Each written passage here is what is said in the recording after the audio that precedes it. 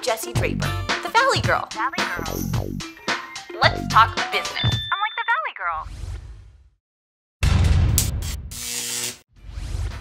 Pose is an LA-based startup that captures and enhances the in-store shopping experience by letting you share and discover style. Alisa Gould-Simon is the co-founder of Pose and a rockin' woman.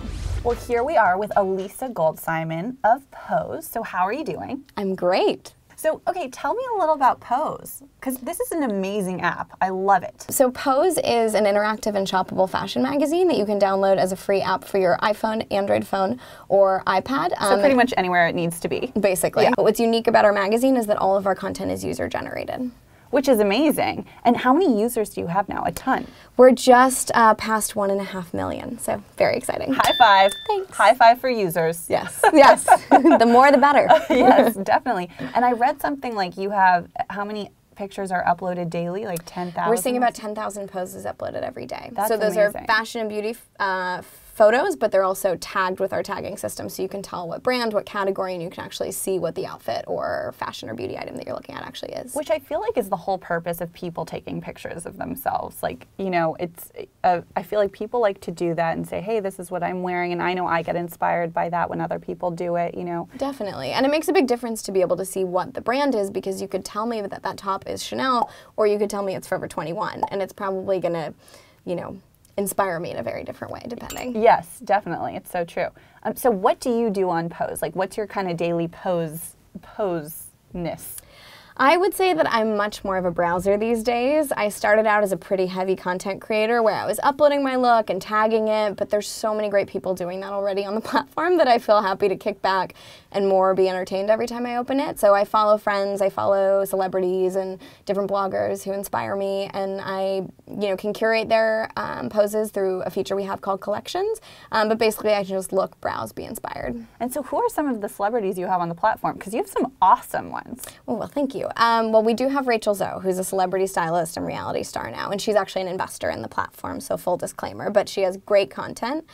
We have model Coco Rocha, who is fabulous, as you might imagine, since she's a pretty high-power model. That's such a cool name. It's an amazing name. Yeah, she's actually Canadian and kind of distinctive because she was a dancer before. I think she like does a really good jig from what I've heard. A jig? Yes. I think you can YouTube it. Fashion is one of those things that really inspires people. What would you say is your fashion?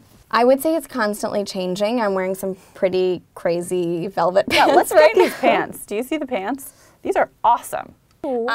They're making me feel a little Keith Richardsy, which is not necessarily my daily style MO, but I would say it changes. I do get a lot of inspiration from Pose, so if I see someone kind of incorporating something that I already own in a new way, I'll try and emphasize, but I would say I'm pretty classic, and I spent a lot of years in New York, so I think I tend to wear too much black as a result, for better or worse. What would you say are your like top fashion tips that you give people? You know, you're in a fashion community. What have you picked up from working at Pose and from Pose? Great question. I would say definitely dress for your body and what you know fits you well. So I think sometimes you see something that looks beautiful on somebody else and you might be inspired by it, but you know, depending on what you're comfortable in or what your body type is, you really have to dress for that. So know what you feel good in, and probably by default that'll be what you look great in. And then I think there's fun ways to dress an outfit up, like accessories like your scarf or my necklace. Just my Camilla Olsen scarf, which is beautiful. Given the Valley Girl show some beautiful clothing.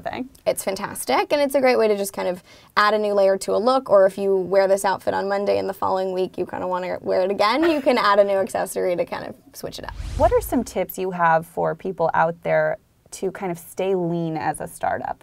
Because I think that's such an important thing, don't you? Definitely. It's a great question. I would say, I mean, generally at any startup you're doing too many jobs at once, but I think, you know, we've introduced some really technical things, like our engineers all became trained in Scrum, and so they use Scrum methodology to really kind of. What is that? So like Scrum, you can have code speak. It is code speak to a certain extent. Okay. So it's basically a training methodology, and you can have a Scrum master, and so each. I am the Scrum master. Yes. So each sprint, and sprints can be a week or they can be 2 weeks, but it's basically kind of a start and end date by which you will pick projects and then hopefully finish them and have them debugged debugged and QA'd and tested and ready to go. So you started at the beginning of the Scrum, or the sprint, and the Scrum Master will kind of lead the session, and different engineers will pull and pick the projects that they want to work on. And each project is designated as, you know, however many man or woman hours. And then the engineers will kind of collaborate and, you know, finish up their projects, and if they finish early, they can help somebody else on a project. But it's a way for them to really kind of own what they're working on. And I think it's a great methodology, and I am not on the engineering side, but I definitely kind of apply it to the way that I work with my team in terms of, you know, prioritizing. I think that's one of the biggest things. We also, you know, we've been very tight with our kind of marketing budget. We try and go for organic opportunities. So I think that, you know, we've spent less on that side and invested more in our technology and our team, and tried to, you know, gain users in more kind of unique and non-costly ways. Yeah, that's a great piece of advice. I think, how cool. I'm glad you just told everybody about that, because I'm sure there are so many startups who want to, you know, work that way with their engineers. I think that's always a tough thing too for the people who don't speak code, as I say. Yes. You know, how do you kind of work with them and collaborate with them and, you know, organize them? And I think too, just like, because you're a small team, understanding what other people on the team are working on is really helpful. We actually have another kind of practice, it's specific to the engineers really, but where they do a morning stand-up every day, and they go around in a circle and they talk about what they're working on and if they're being blocked by anybody else. And it's a great way to say, like, hey, Kevin, like, I'm being blocked on you with this, and so everyone can kind of be more efficient at their job, because other employees know when they need their help or when they're blocking them. Oh, that's so cool. I was thinking stand-up, like, I was like, oh, wow, you guys are multi-talented, like stand-up comedy. We start the day with a little comedy.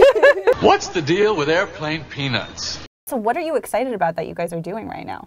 Gosh, well, it's the end of the year, so we actually were just named one of iTunes' best iPhone apps of 2012. Heard that. Thank you. That's amazing. Yes, we're thrilled. So I think in a lot of ways we feel like we can put 2012 to bed, and that we did some great things and made some great products.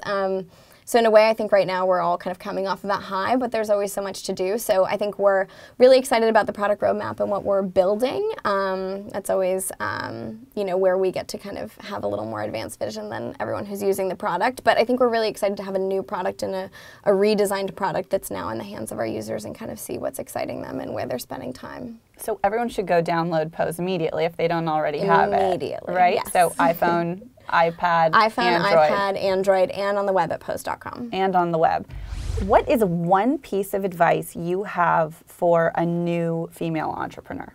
I think admitting your weaknesses and what you don't know is something that women have a hard time with, because I think a lot of us, especially if you're an entrepreneur, you're somewhat of an overachiever. So I think admitting what you don't know and trying to ask people for that mentorship or guidance will only help you. And I also think there's such an amazing community of female entrepreneurs right now who are growing and getting connected in the industry and who want to help other female entrepreneurs. I've really never seen a more just kind of inspired and warm and welcoming group of women that I've met in the female entrepreneur community in Los Angeles. And I think that you know, interest is definitely there, and that if you reach out, there will be other women who, you know, might be more senior than you or might be more junior, but I think women are looking to connect and to help each other. I'm like the Valley Girl. And I'm like Alisa Gould-Simon from Pose. And now it's time for your Dits moment. Well, we're all in this world together. Exactly. So yeah, help a lady out. Help a lady out. Help yourself. Ladies. All you ladies. I'm like, what am I talking about?